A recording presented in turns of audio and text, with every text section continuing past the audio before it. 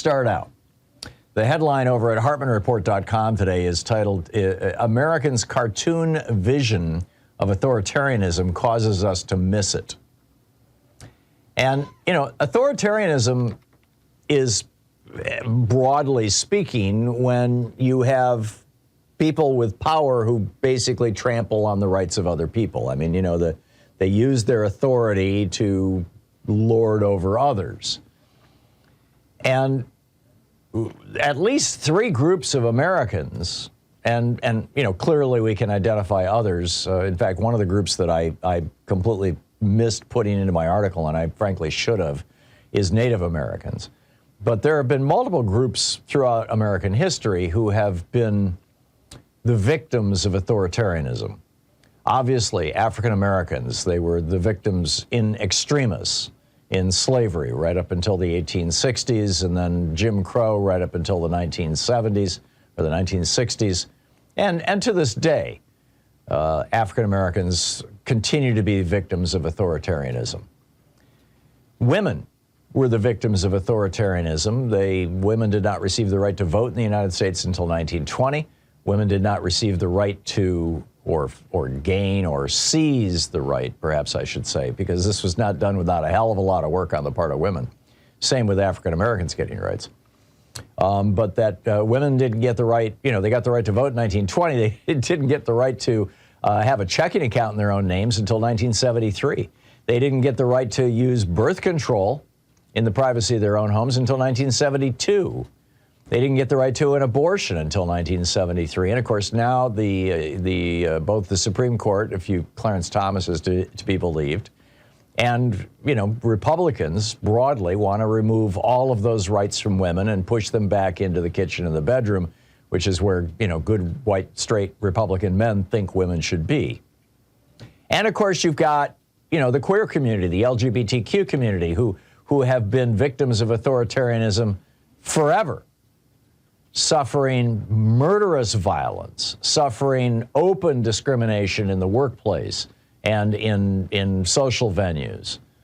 The gay people, the LGBTQ community has finally, after years, decades, centuries of struggle, obtained the right to gay marriage, obtained the right to non-discrimination in the workplace, obtained the right to respect and consideration in society. And Republicans, of course, are trying to reverse all of that, too. And, you know, part of this effort is their effort to change how we teach history in the United States, to ban books that might mention gay people, to ban books that might mention women having any role in society other than mother or wife or concubine. To ban any kind of history, teaching of history, of the true history of America. So what we've seen is centuries of authoritarianism, but most of it was invisible. And the reason why most of it was invisible was because white men, straight white men,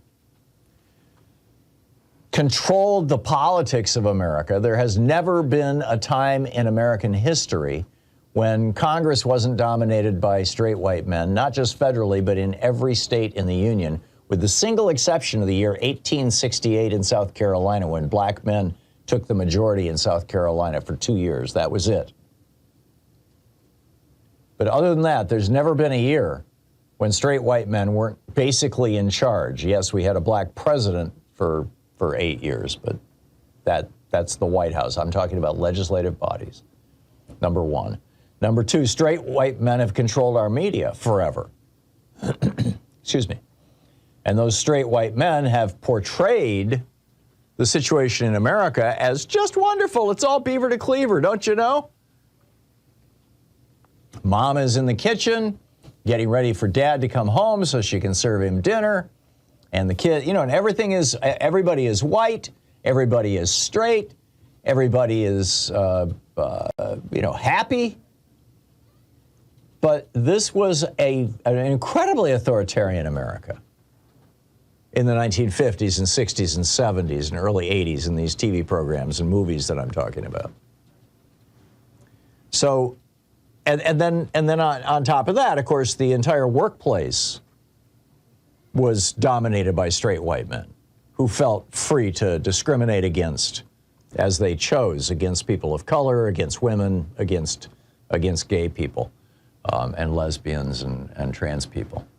So what has changed in the last 50, 60 years, and particularly in the last decade or two, is that society has evolved. Society has woken up. Society has said, you know, we need to bring all these folks into the family of humanity here in the United States, and we need to make them all equal participants in our democratic republic, which, of course, has led the Republican Party to go, oh, my God, oh, my God, oh, my God, tyranny, jackbooted thugs, they're coming to get us, drag queen book fairs, blah, blah, blah, blah, blah, blah, hysteria, bathrooms, oh, my God. Black people, crime, oh my God, on and on it goes. And we don't recognize this as authoritarianism because we make the mistake of mixing up authoritarianism with Nazism. Now, this leads to Nazism if it's not constrained or controlled or stopped.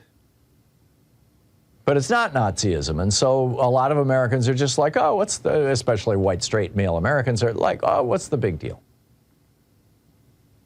And what I'm saying, and the reason that I wrote this op-ed is to say this is authoritarianism.